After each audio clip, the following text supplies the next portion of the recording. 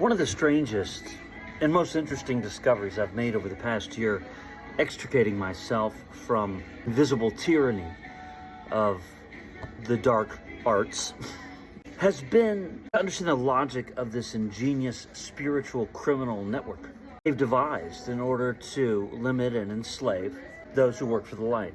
It took me a long time to figure this stuff out because it's so bizarre, but it's really fascinating. And one of the key elements of this whole enterprise is what we call copycats. Copycats are basically imposters who pretend to be a light worker. What they do is, through relationships and other means, they seek to plug us in to what's called the network, which is an invisible energy network that I believe operates mostly to siphon and channel our sacral energies. Our sacral energies are associated with the second chakra, and they are basically our divine energies at the level of material reality. Our sacral energies contain what you might call our energy signature, that which identifies as us as a unique individual. They also contain our creative passions and a lot of our potential for success, wealth, and affluence in this world. To receive our divine blessings and fulfill our life's calling, our destiny, we have to be in touch with our sacral energies, and we have to understand and own them fully.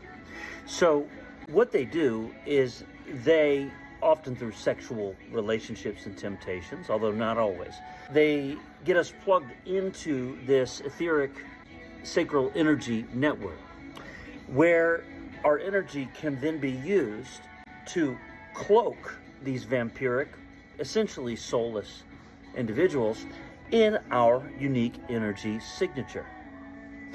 What they also do is they tend to have copycat imposters then who study and mimic us. And for example, if you have a channel like I do here, they would launch usually another channel that's similar, and they would watch your content and then try to imitate and emulate you behaviorally at the physical level. When someone's unaware that this is going on, what happens is their sacral energies of their light is depleted, and their content is mimicked and mirrored by somebody with a similar energy signature. What this does is essentially relocates your address in the divine's mind, and if we're not aware of it, we essentially end up giving permission to these individuals to steal our blessings that we didn't even know about. So what they do then is they attempt to be us, and along with that, there's usually relationships with breadcrumbing, gaslighting people who triangulate and cheat and betray and slander and do all kinds of sneaky stuff in the backdrop, often including black magic and other means, to get us to, in a sense, take on their karma. So if they're a drug-addicted, thieving prostitute, they might be gossiping in groups of gang stalkers about how we're a thieving prostitute with HIV or whatever it is that they have. In my case, that was what they did. Okay? And what that does, that gossip, is it feeds into the energy network at a physical level. It can cause us to feel like that. We feel the slander. And if we buy into it unconsciously by avoiding that feeling or whatever, we get caught up and we begin to create a false identity for ourselves, which is of somebody in fear, someone who doesn't have the will to do our calling, somebody who doesn't know our calling. See, that's our false identity, which they've helped us to create their projection. Meanwhile, they have offloaded their karma onto us, and they're cloaking in our energy. And when we're down like that, bought into that false ego self, that disempowered, powerless self who's stuck, we freely then give our sacral energy away. And in this way, this copycat agenda is about people, essentially robots without souls, stealing our soul energy and our mannerisms and becoming us. When they do that, they essentially have a divine right to take our blessings. In a sense, what we're doing is saying, here, take my blessings. I'm not who I am. I'm going to give my identity to you. It's crazy.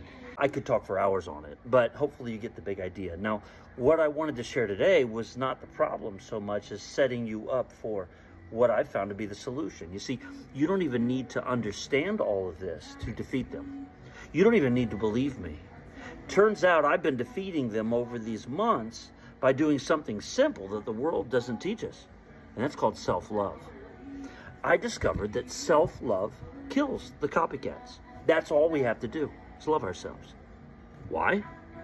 Because get this, while they study and mimic you on a behavioral level and seek to cloak themselves in your sacral energy on an energetic level, self-love ultimately causes us to heal the wounds that block our awareness of what's going on. It causes us to reclaim our sacral energy, even if we don't know that's what's happening. We reclaim our passion, we reclaim our joy of living. And what self-love does is it makes us impossible to imitate. Because trust me, they keep real-time tabs on you, and they have advanced ways of monitoring. There's monitoring spirits, there's advanced technologies, there's astral projection, there's all kinds of ways that they keep tabs on your energy on a day-to-day basis. Because understand, their livelihood, their survival depends on stealing from you.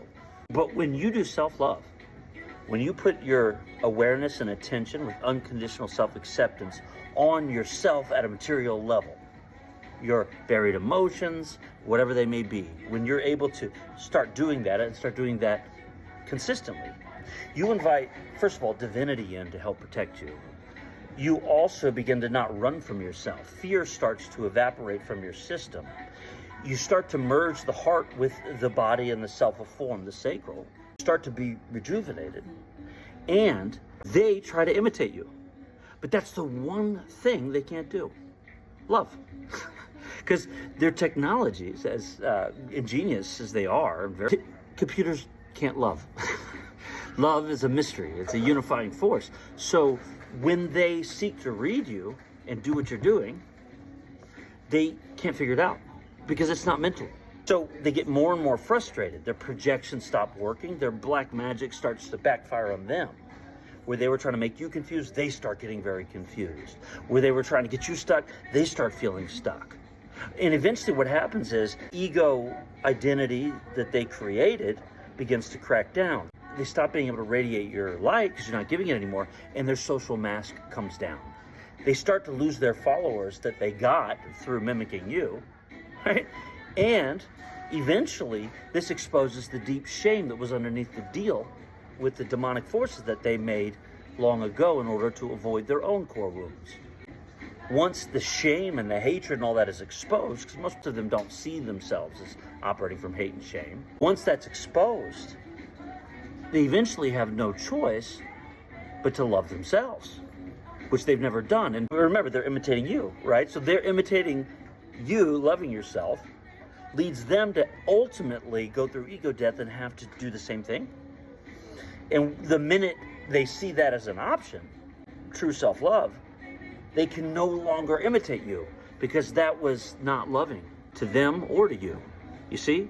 So it breaks down the whole program of the copycat when you love yourself. And that's all you have to do. Love yourself. Now, what does it mean to love yourself? Well, that's not a bad question. Since I'm short on time here, let me just break it down into a couple steps, right? One is you've got to invite the light in and really make this a core intention to love yourself unconditionally. Step two would be practice looking inward and bringing unconditional awareness, allowance, and acceptance to whatever you find there, even if it's hatred, whatever the darkness is there. Don't try to fix or change it. Just try to bring it into your awareness with neutrality at first. And that neutrality will ultimately melt your resistance and allow you to start to be willing to really just embrace it. The paradox here is that it's only through unconditional acceptance of the darkness that we can transform it. So, invite the light, allow, and unconditionally accept, and do this persistently. That's all you have to do, these three things. Everything else I said, you can believe it or not, you can throw it out. If you do these three things, self-love, all copycats, all who attempt to steal your gifts and your light, all those dark criminal networks that I talked about, dissolve. You can defeat the entire cabal with self-love. And you know what? I think I've done that.